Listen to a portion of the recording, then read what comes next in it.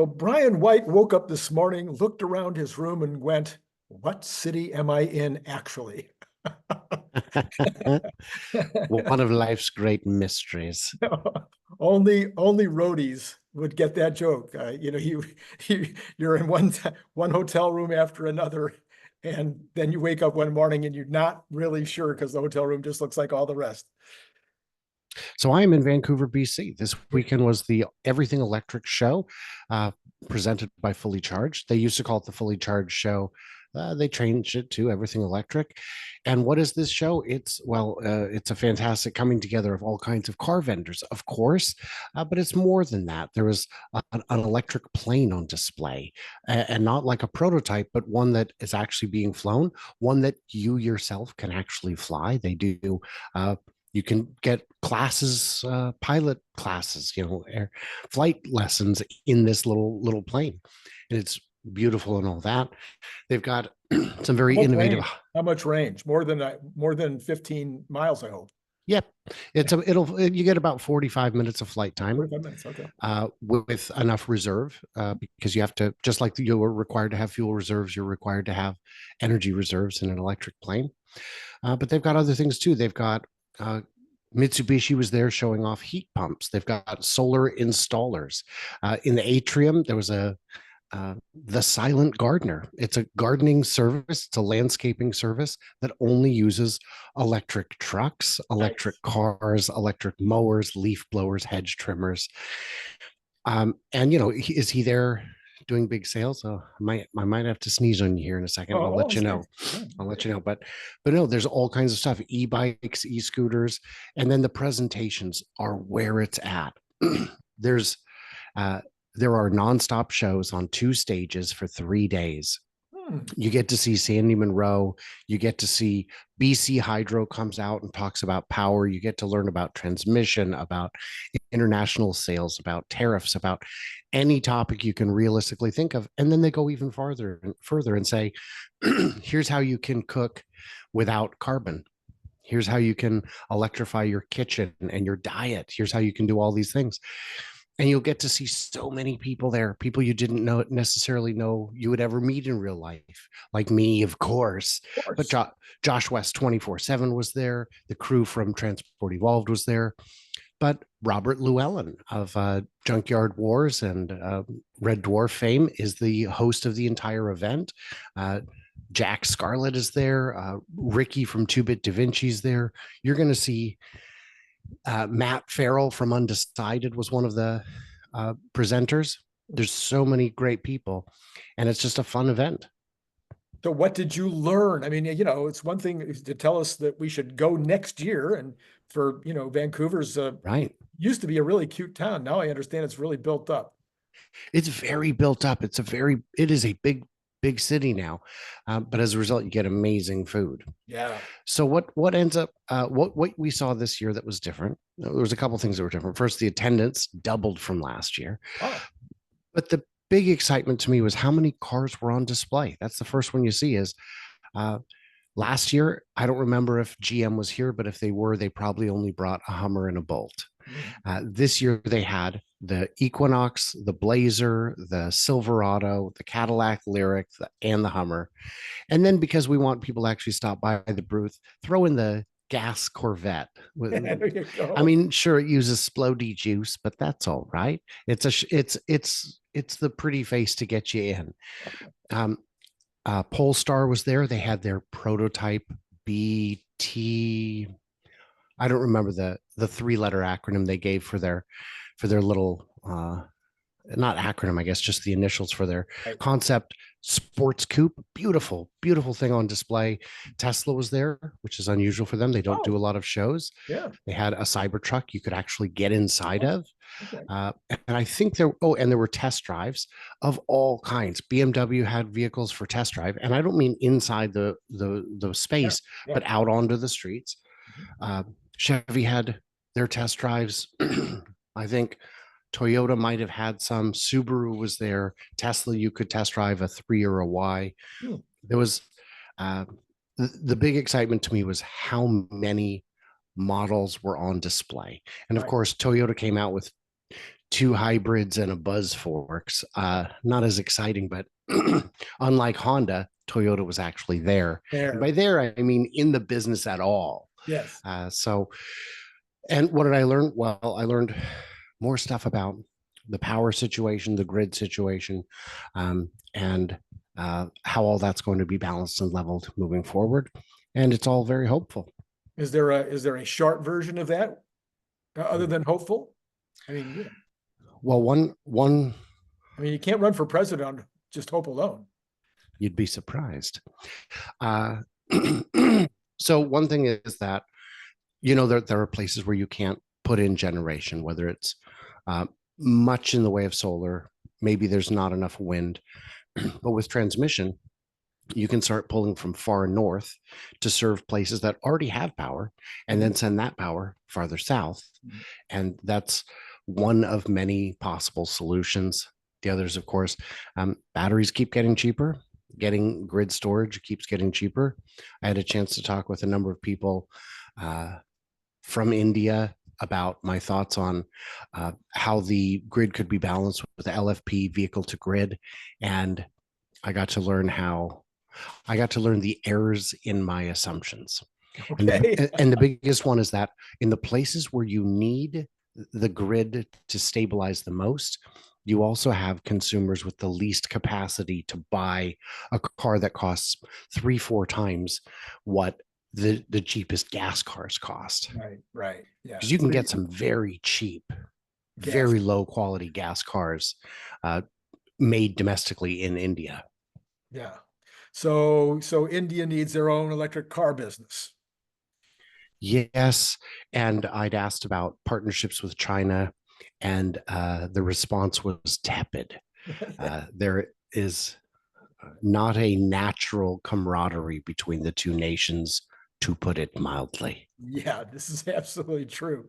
So what about, were there any vehicles you hadn't seen that you got to sit in or drive or examine? I didn't do any test drives this year. Rivian was there with their R3, and we got to ask a lot of questions. We did not get to touch it, no touching. And anyone who misunderstood that for more than half a second was very swiftly reminded. But then, of course, they did let Sandy Monroe touch it because, well, I mean, you got the teardown titan here. Everyone here knows who this guy is. He's not going to leave any fingerprints. But the R3 is looking fantastic. It was beautiful to see it in person. It's a great form factor. It's a great size. It looks like a great value proposition. The problem is it's not going to be built in their normal Illinois facility.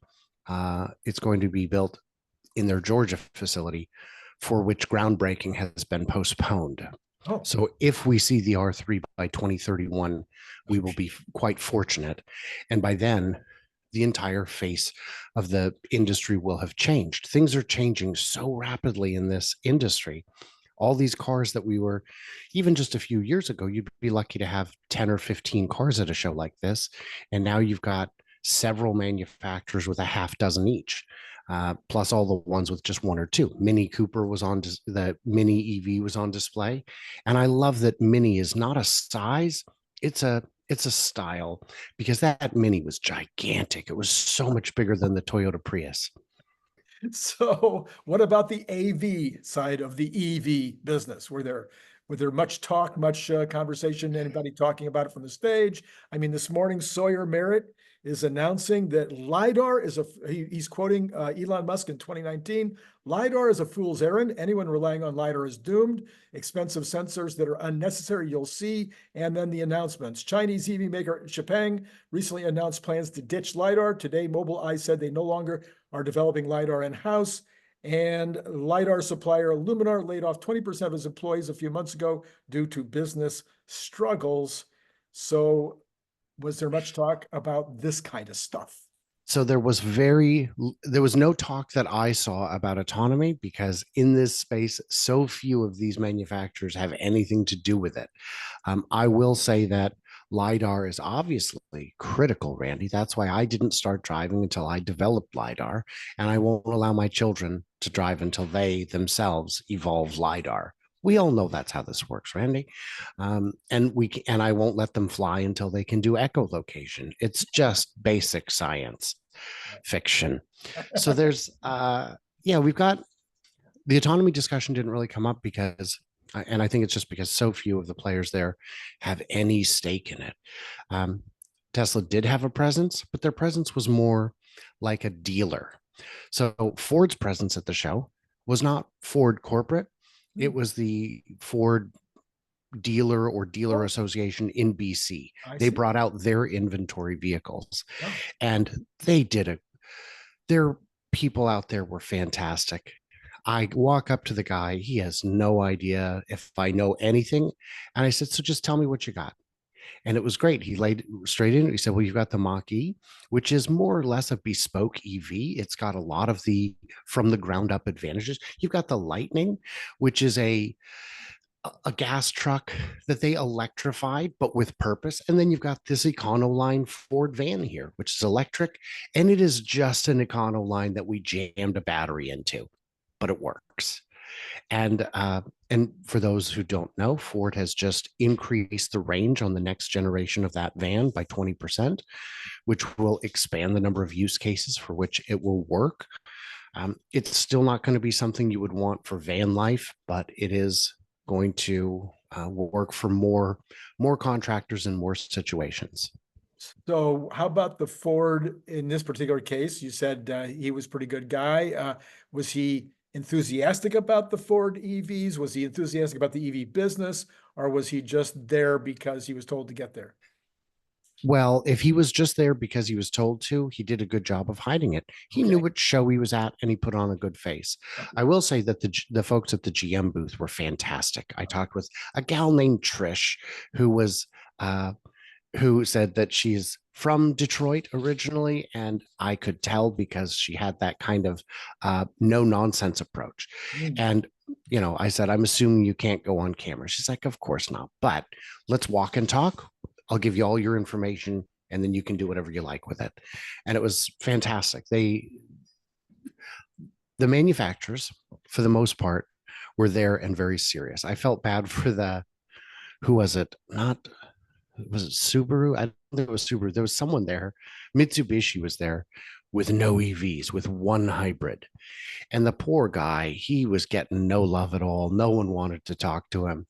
And I said, pretty quiet show, and he was like, please look at my car, but I would not.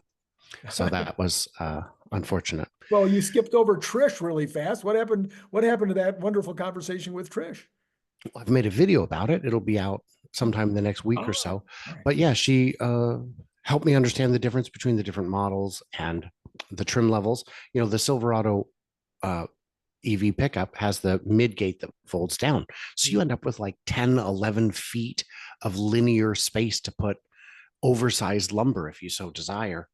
But the work version, the much less expensive one, does not have the mid gate because you don't want gravel sliding into the cabin when you have to brake too hard.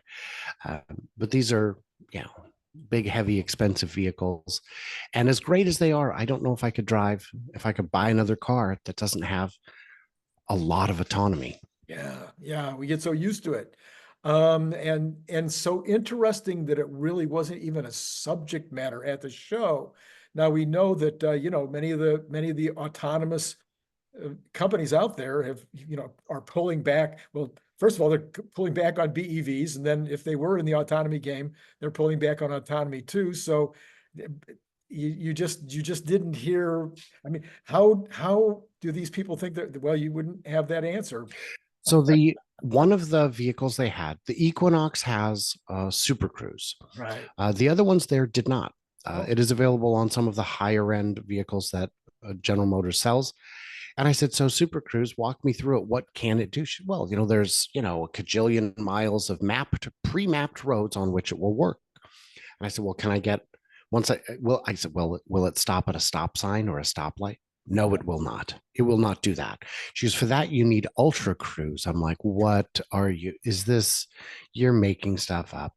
But the idea is Super Cruise, which was meant to be a rival to autopilot, has never reached the level of capacity that autopilot had 7 years ago. And it's clear that the hardware limitations are such that it can't go beyond that. It's just adaptive cruise control. And for a lot of people, that might be enough. There are people who will not use autonomy on surface streets, and I get it. If they haven't seen what 12.5 builds can do, I also would not have supreme confidence in it. But on the highway, any amount of adaptive cruise control is going to reduce some of your mental load, and that's helpful. Yeah. So then you had all these speakers. You had was Sandy Munro speaking or just there? Poor Sandy. Not only did he speak all 3 days, they had him on multiple panels all 3 days. So Sandy was all over both stages repeatedly. And it was great. There was a presentation with Chase from Edison Motors, the brilliant little hybrid logging truck that is a absolute go anywhere, use less fuel, be quieter kind of truck. And the two of them went off a little bit on, I think it was Sunday or Saturday, when they were talking about the ways governments can sometimes get in the way of progress. And I don't know how much of their frustration they want shared beyond the live space. So I will leave that to others to comment on.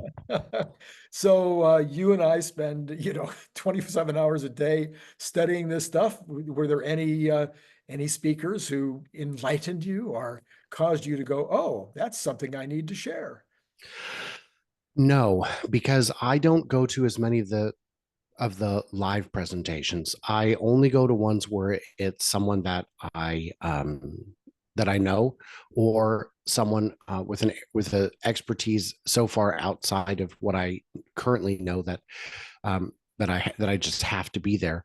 A lot of what you get at these presentations is of a depth that isn't necessarily helpful to me because I'm already so far in the weeds on these topics. Yeah.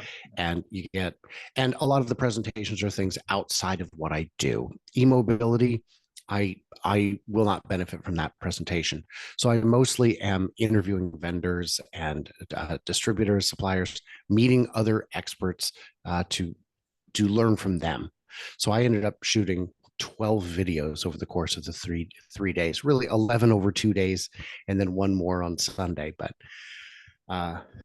that's mostly what I was focused on. What about the charging infrastructure? This has been something you and I have talked a lot about. We know we've got the basics, from Tesla, which are outstanding. Then you've got these other folks, that have been around for a while that make horrible equipment that doesn't hold up. Now we've got, the U.S. government coming in and paying some of these companies or other companies to install additional charging stations. I don't know what's going on in Canada in that regard. And then all the conversation we've had, I think one conversation on this in terms of how to get more charging availability, say in apartment buildings. So typically we've seen a lot I know you've seen a lot of charging companies that do this side of the business at these shows. And the one show I went with you to San Diego, they had several companies down there that were doing that. So was there anything new in that realm? Yes. Any other questions? No. No, yes.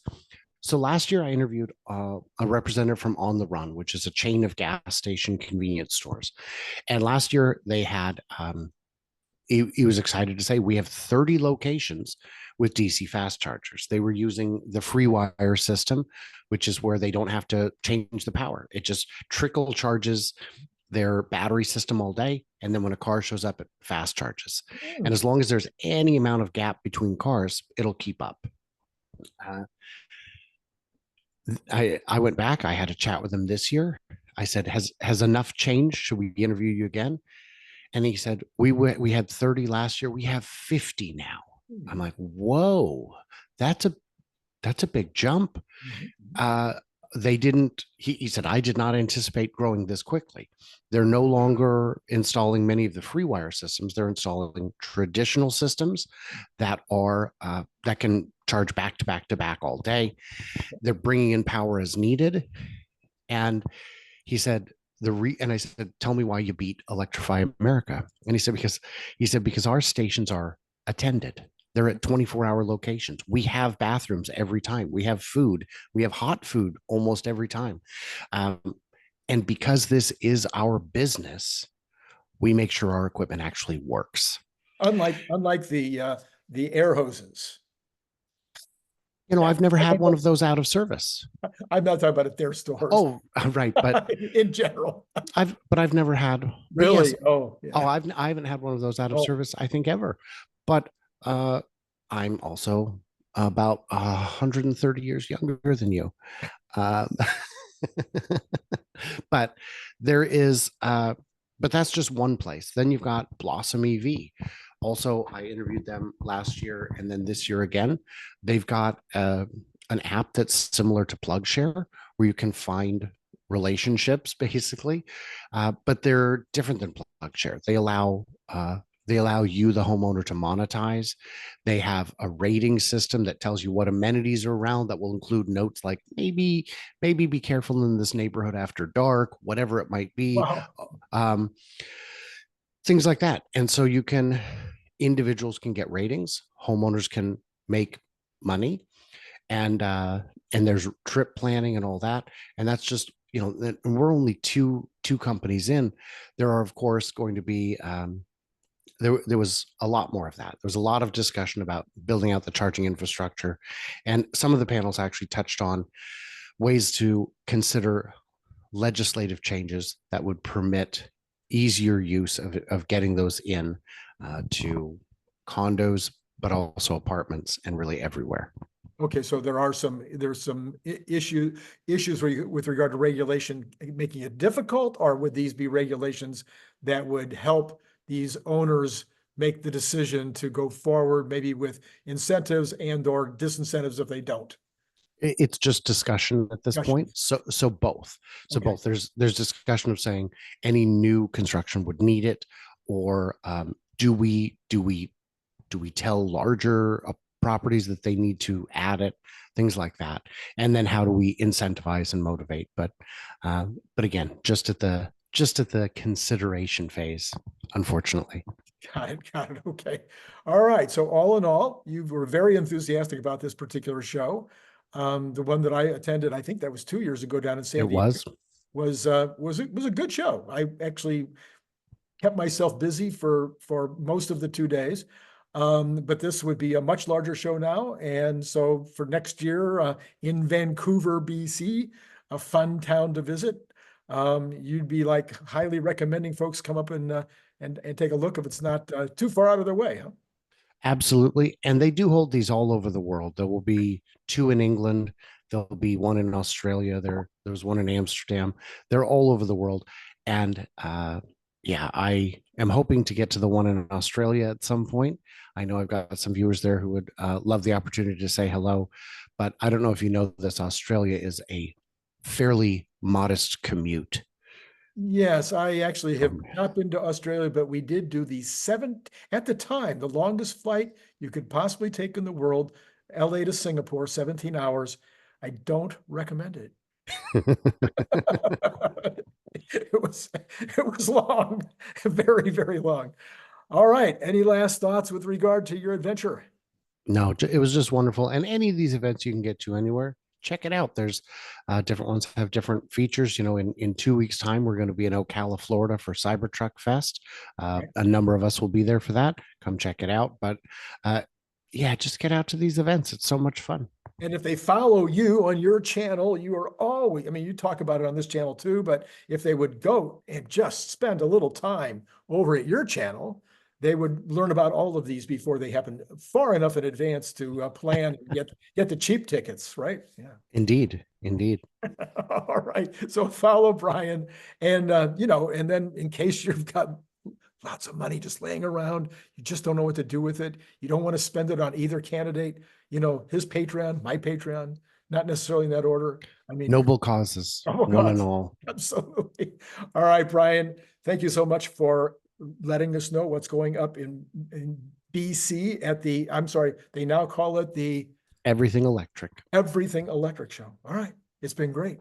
And it's been great talking to you.